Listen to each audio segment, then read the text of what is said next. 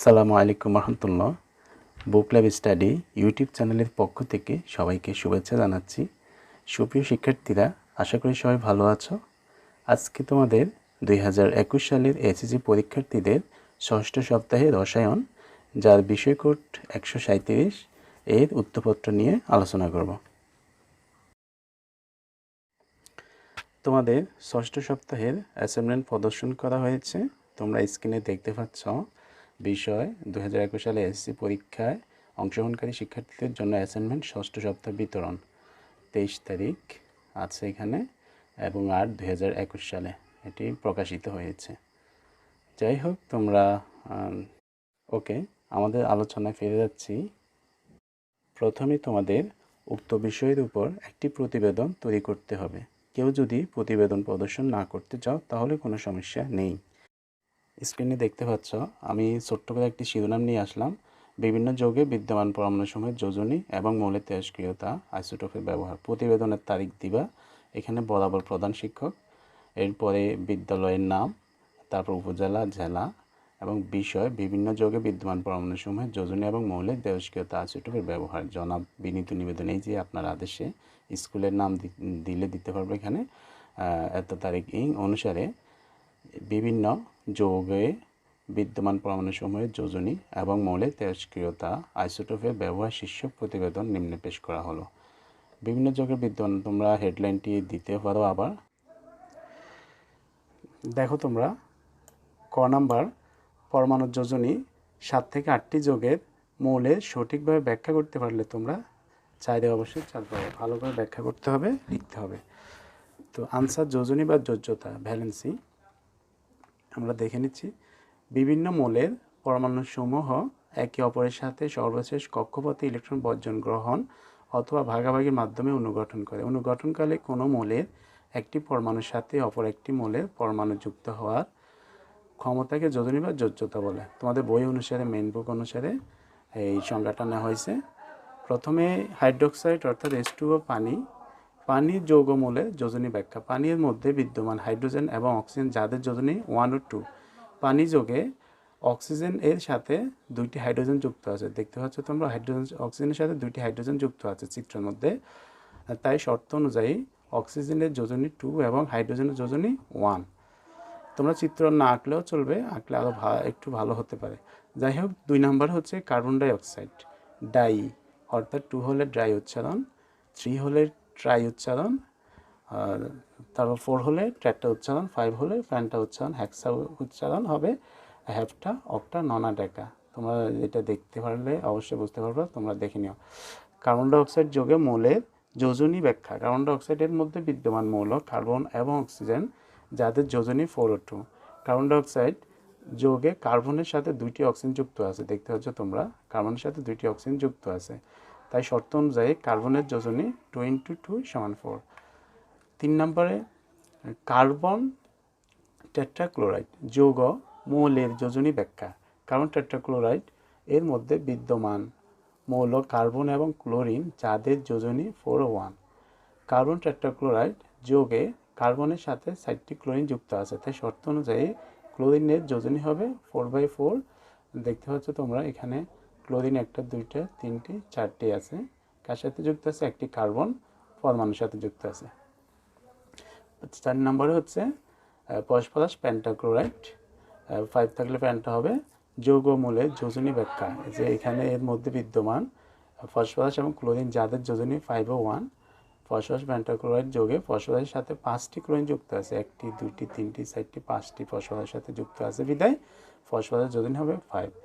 5 নম্বর হচ্ছে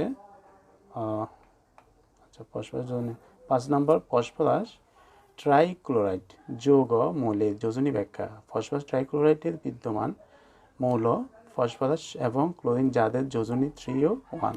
phosphorus try যোগে ফসফরাসের সাথে 3টি ক্লোরিন যুক্ত আছে। তাই শর্ত অনুযায়ী ফসফরাসের যোজনী হবে 3। দেখো, ফসফরাসের সাথে 3টি ক্লোরিন যুক্ত আছে এখানে, দেখতে পাচ্ছ। তাই ফসফরাসের হাত 3টি এখানে, তাই 3 হবে ফসফরাসের যোজনী। 6 নম্বর ফসফরাস পেন্টাআয়োডাইড যৌগ মৌলের যোজনী ব্যাখ্যা। এখানে চিত্রের মধ্যে অর্থাৎ আয়োডিন চারপাশে 5টি আছে, দেখতে পাচ্ছ এই চারপাশে অর্থাৎ ফসফরাসের হাত হচ্ছে 5টি, তাই ফসফরাসের সাথে 5টি আয়োডিন যুক্ত আছে, তাই শর্ত অনুযায়ী আয়োডিনের যোজনী হবে 1। 5টি আয়োডিন যুক্ত আছে এখানে। 7 নম্বর সালফার ডাই অক্সাইড যৌগমূলের যোজনী ব্যাখ্যা। দেখতে পাচ্ছ সালফারের সাথে 2টি অক্সিজেন যুক্ত আছে বলেই সালফারের যোজনী 4, এবং এই সালফার ট্রাই অক্সাইড কখনো কখনো সালফারের যোজনী 4ও হয়, আবার কখনো কখনো সালফার যোজনী পরিবর্তন হয়ে যায়। আমরা ক নম্বরে আলোচনা করছিলাম পরিবর্তনশীল যোজনীর ক্ষেত্রে। সালফার ট্রাই অক্সাইড যৌগমূলের যোজনী ব্যাখ্যা। দেখো সালফারের সাথে 3টি অক্সিজেন যুক্ত আছে, তাই শর্ত অনুযায়ী সালফারের যোজনী 4। 8 নম্বর অর্থাৎ ক নাম্বার শেষ হয়ে গেছে। তোমাদের এই পর্যন্ত ক নাম্বার তোমরা দিতে পারো আনসারটি। ক নাম্বার এই যে, তারপর 2 তৃতীয় পেজ তোমরা স্ক্রিনশট করে নিতে পারো। আমরা খ নাম্বারে চলে যাচ্ছি, পরিবর্তনশীল যোজনী ও সুপ্ত যোজনী। এখানে ব্যাখ্যায় সংজ্ঞা দেওয়া আছে, মূল চিহ্নিত করে পরিবর্তনশীল যোজনী ও সুপ্ত যোজনী সঠিকভাবে ব্যাখ্যা করতে পারলে 4 নাম্বার। দেখতে পাচ্ছ এখানে পরিবর্তনশীল যোজনী, কিছু কিছু মৌলের একাধিক যোজনী থাকে, এটা আমি মেন বুক থেকে নিয়েছি, তোমাদের মেন বুক থেকে। যাই হোক, উল্লেখিত 8টি যৌগের মধ্যে কার্বন, ফসফরাস, সালফার এর যোজনী পরিবর্তনশীল যোজনী। আচ্ছা, কার্বন এর ক্ষেত্রে carbon monoxide, carbon die oxide যৌগগুলোতে কার্বনের যোজনী 2 ও 4 ব্যবহার করা হয়েছে। অর্থাৎ যে মৌলগুলো যোজনী 2টি অথবা 3টি একাধিক, সেগুলো হচ্ছে পরিবর্তনশীল যোজনী।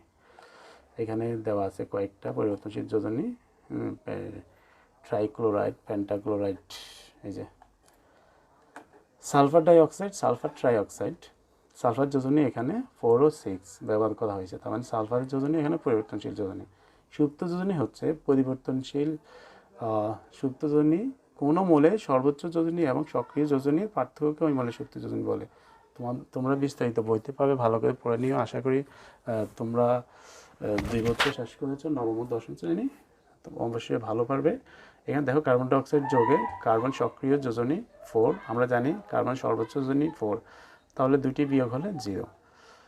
এখানে ফসফরাস পেন্টাক্লোরাইড এই সক্রিয় যোজনী থেকে সর্বোচ্চ যোজনী বাদ দিলে মাইনাস করলে হবে সুপ্ত যোজনী শর্ত অনুযায়ী। এবং ফসফরাস ট্রাইক্লোরাইড যৌগে ফসফরাস সক্রিয় যোজনী 3, আমরা জানি সর্বোচ্চ যোজনী 5, মানে 5 থেকে 3 মাইনাস করলেই 2 পাবো এখানে। 4 নম্বর সালফার ডাই অক্সাইড সর্বোচ্চ যোজনী যদি 6 হয়, সক্রিয় যোজনী 4 হলে তাহলে মাইনাস করে শর্ত অনুযায়ী 2।